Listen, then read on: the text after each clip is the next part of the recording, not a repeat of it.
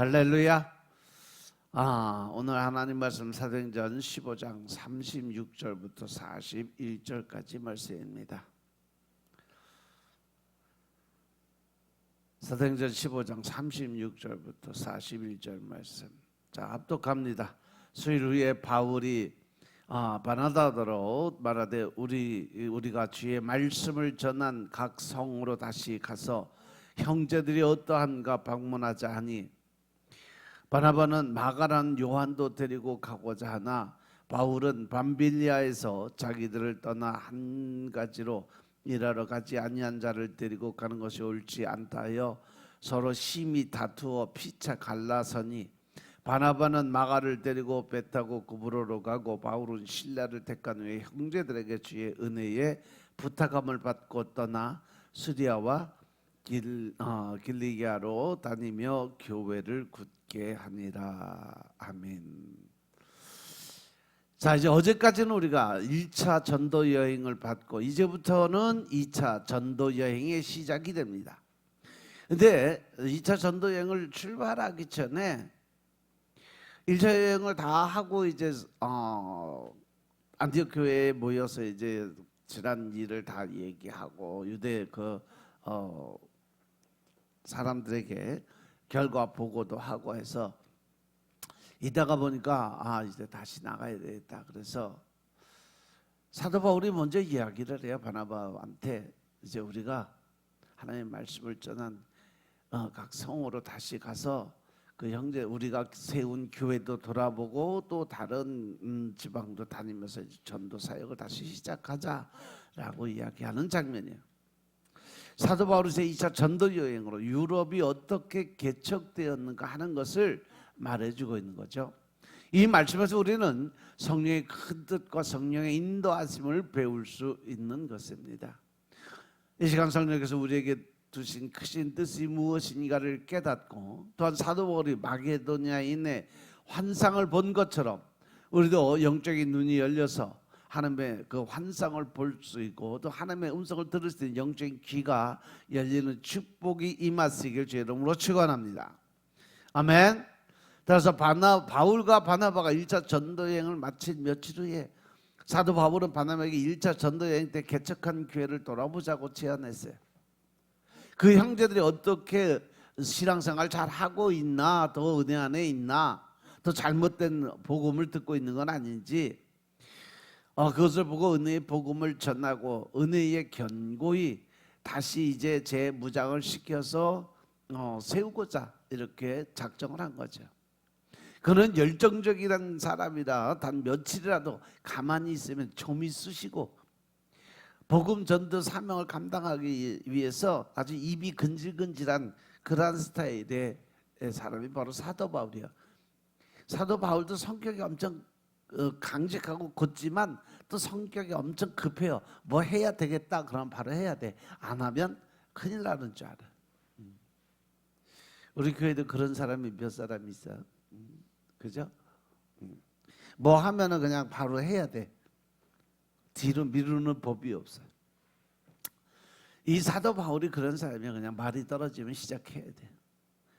그래서 1차 전도 여행은 성령의 방향과 계획과 준비 속에 이제 했는데, 2차 전도 여행은 성령님의 지시를 받지 않고 처음부터 거창한 계획을 가지고 시작한 것이 아니라 제자를 굳게 하고자 하는 단순한 동기에서 시작을 했어요. 이 사도 바울과 바나바가 서로 기도하는 과정에서 응답을 받고 시작을 했으면 모르는데, 인간적인 자기 생각들로 이때 좀 한번 가봐야 되지 않겠냐 하고 생각하고 출발을 하려고 그러니까 출발하기 전서부터 뭐가 생겼어? 트러블이 생기는 거예요. 그래서 한번 맞짱 뜨잖아 여기서. 그런데 성령님께서 너 이 가운데 큰 뜻을 두고 역사를 시작을 하시죠. 그들을 통해서 유럽 선교에 큰 역사가 있었어요. 시작을 이렇게 작은 일을 하면서 큰 역사가 일어난 거죠. 우리는 하나님의 뜻을 모를 때 이렇게 그냥 한번 그냥 마음에 감동이 오는 대로 도전을 하고 또 뭔가 하나님 일을 위해서 열심을 다하면 이 사도 바울과 바나바를 통해서 엄청난 역사를 하신 성령님 우리 안에서 일하실 줄로 믿습니다. 그래서 우리가 도전할 때 하나님이 일하신다는 거 늘 명심하시기 바랍니다. 그리고 이제 37절로 가보니까 바나바는 마가라는 요한도 데리고 가고자 이제 의견을 제시를 했어요. 2차 전도 여행을 두고 바나바와 바울 사이에 의견 대립이 생기는 거죠. 바나바는 마가도 데리고 마가 요한을 데리고 가자고 얘기했는데, 왜냐하면 바나바는 사람을 품고 세우는 사람이에요. 1차 전도 여행에서 마가가 짐이 되었는데도 불구하고 왜 바나바는 마가를 데리고 가려고 했을까? 이렇게 은사, 능력, 어떤 권세 받는 것도 보면요, 성부 하나님의 영을 받은 사람은요 아주 과격하고 아주 극단적으로 맺고 끊는 부분들이 있어요. 예수님의 이 영을 받은 사람은요 이렇게 좀 훈계하고 가르치면서 설명하고 이해를 시켜서 어떻게든 끌고 가려고 그래요.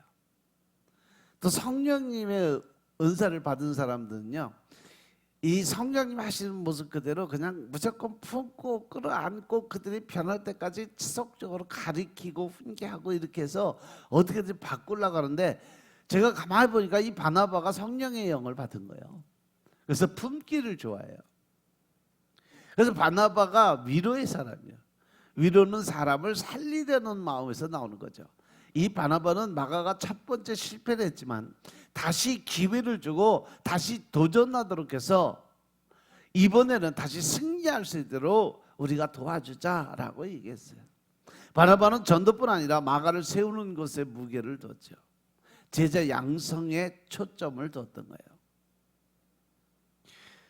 그랬더니 38절에 보니까 바울이 1차 전도여행 때 밤빌리아서 자기들과 함께 일하러 가지 않은 요한을 데리고 가는 것이 옳지 않다고 생각을 해서 그 이야기를 합니다.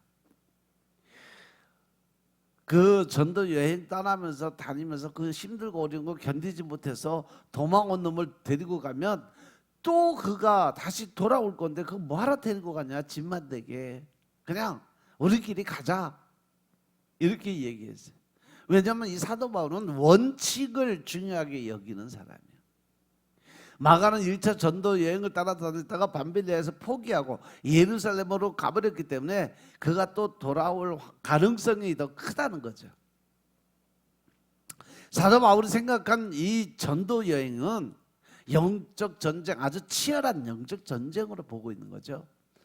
그래서 한 사람이 주저앉으면 다른 사람도 주저앉고 싶은 유혹이 생길 수밖에 없다는 겁니다. 그런데 나 하나 힘들다고 가버리면 남은 사람은 다 어떻게 열정이 식어버려요, 한순간에.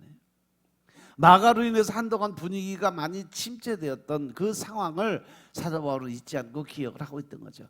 그 마가는 안디옥으로 돌아와서 회복됐고 또 전도 여행을 간다고 그러니까 저도 갈게요 그러고 따라 나선 거예요, 이 마가 요한이. 염치도 없게. 선교 측면에서 마가의 동행은 득보다는 실이 많았죠. 선교도 힘든데 마가를 감당해야 되고 그러다가 중도에 포기하면 그들이 미치는 영향이 너무 크기 때문에. 그래서 사도 바울이 그것을 근심을 한 거죠.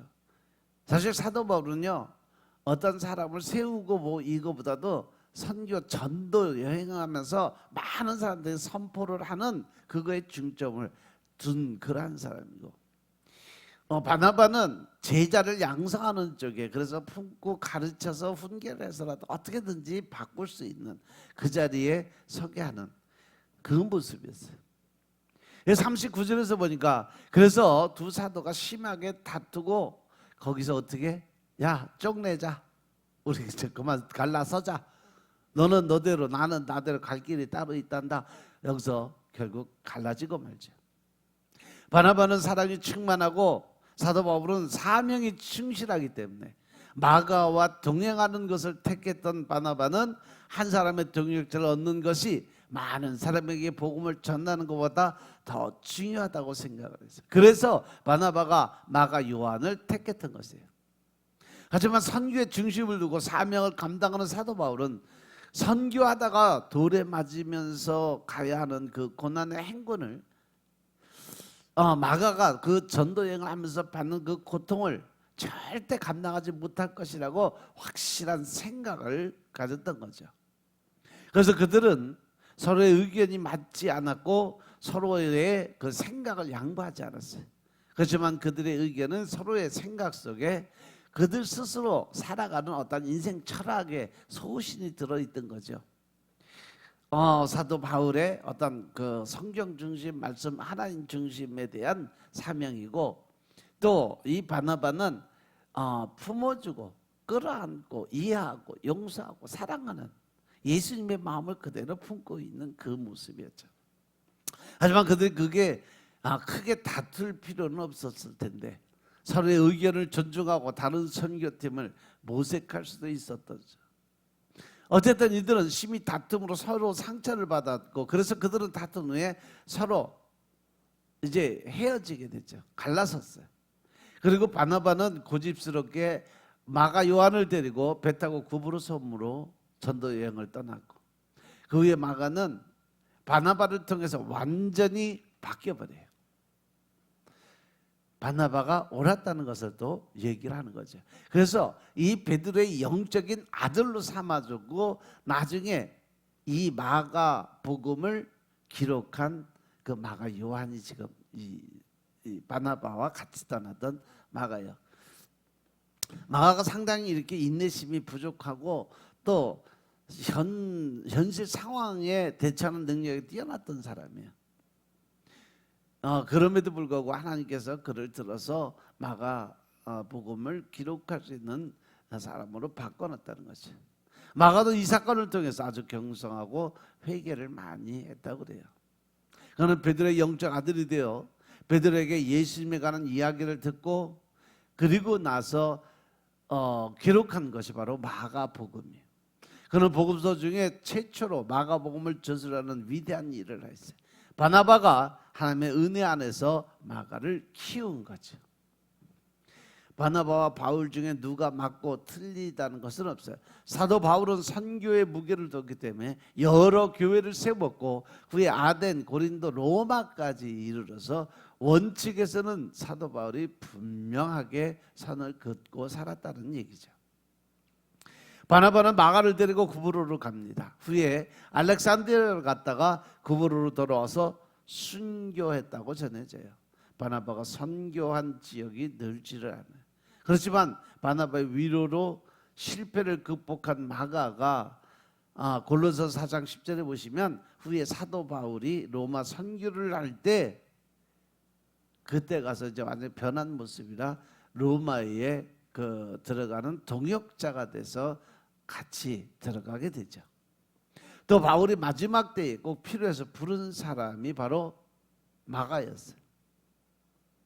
사도 바울은 마음으로 바나바와 화해했고 마가를 영접을 했던 거죠.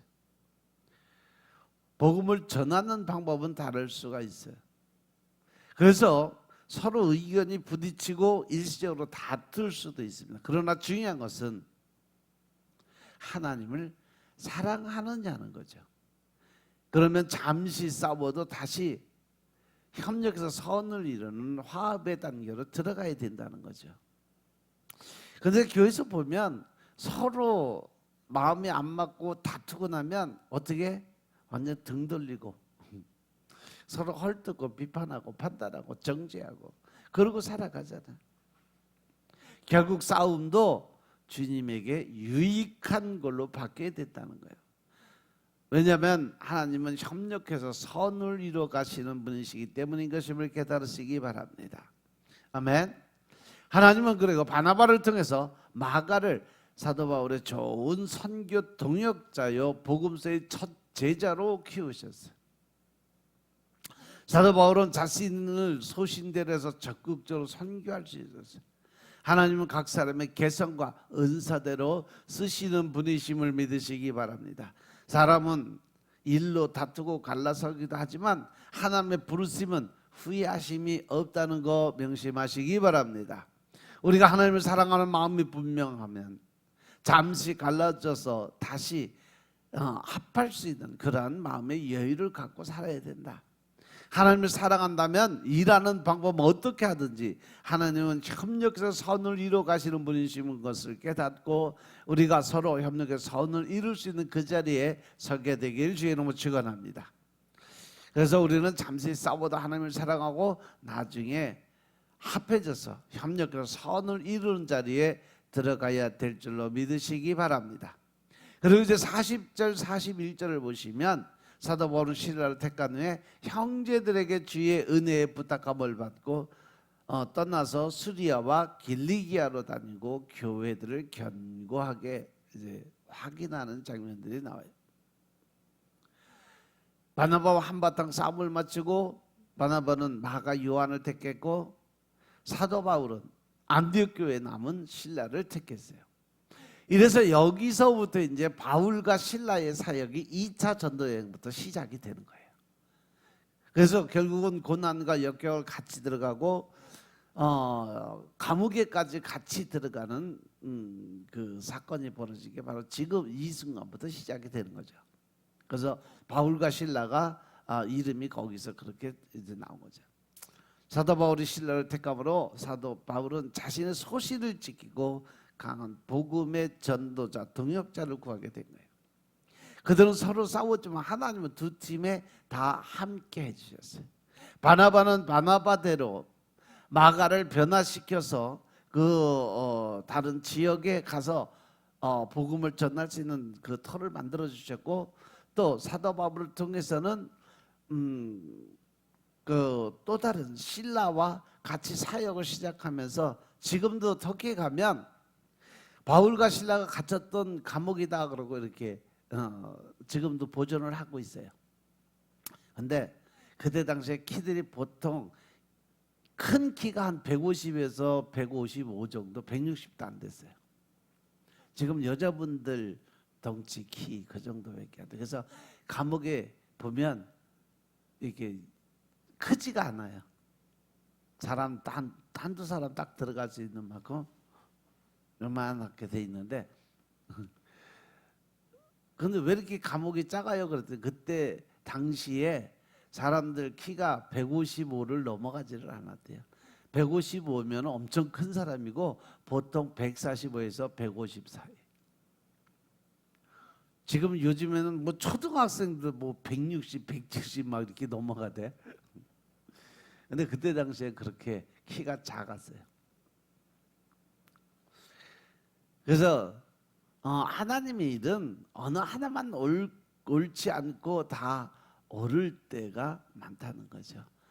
왜? 하나님이 일하시는 방법이 각기 그의 믿음의 분량대로, 그의 성격대로, 그의 지식대로 쓰는 방법이 다 틀려요. 그래서 그런 사람은 그런 사람대로, 또 성령님이 일하시는 방법도 고린도서 12장 그 능력장에 보면, 은사장에 보면, 거기 보면 사람 마지막으로 성령님이 한 성령님이 각기 사람들에게 그 사람의 믿음의 분량대로 그 사람의 어떤 성격대로 주시는 은사가 다 틀리다라고 기록이 돼 있어요. 그렇게 하나님은 우리들에게 맞춤형 의식을 또 그 사명을 주신다는 것을 명심하시기 바랍니다. 그래서 형제들은 바울과 실라에게 주의 은혜가 함께 있기를 바라는 기도를 해주면서 축복으로 떠나게 됐죠. 바울과 실라는 수리아와 길리기아로 다니면서 예루살렘 교회에서 준 은혜의 복음을 전하며 점점 이렇게 확장을 해서 나가요. 거기 터키 가면 지금 사도 바울과 실라가 배 타고 떠났던, 그리고 바나바와 마가 요한이 떠났던 항구가 그대로도 보존이 돼 있으면서 가면 확인시켜주고 구경들 이렇게 다 시켜주고 있어요. 아무튼 이 바나바와 실라가 이제 따로 동서로 나뉘어서 서로 갈 길을 가고, 거기서 또 다른 2차 전도 여행이 시작되는 장면이 바로 이제 15장부터 시작했고, 이렇게 해서 이제 15장이 끝나고 내일서부터는 이제 16장 전도 여행 2차로 들어가겠습니다. 기도드리겠습니다. 아버지 하나님 감사드립니다. 오늘도 은혜 가운데 우리가 살아갈 수 있도록 축복하시고 또 은혜 가운데 주님을 알게 하시고 깨닫게 하시니 감사합니다. 하나님의 뜻에 순종하는 자들 다 될 수 있도록 축복하시고 더 큰 하나님의 사랑을 나누고 베풀 수 있는 사도 바울과 같은 강직한 그러한 결단 있는 담대함의 복음을 전하는 자들, 또한 바나바와 같이 모든 사람들 이해하고 용서하고 사랑으로 감싸 안을 수 있는 하나님의 종들이 이곳에 많이 배출될 수 있도록 주님이 축복하옵소서. 모든 말씀 우리 주 예수 그리스도의 이름으로 감사드리며 기도드려 싸움나이다. 아멘.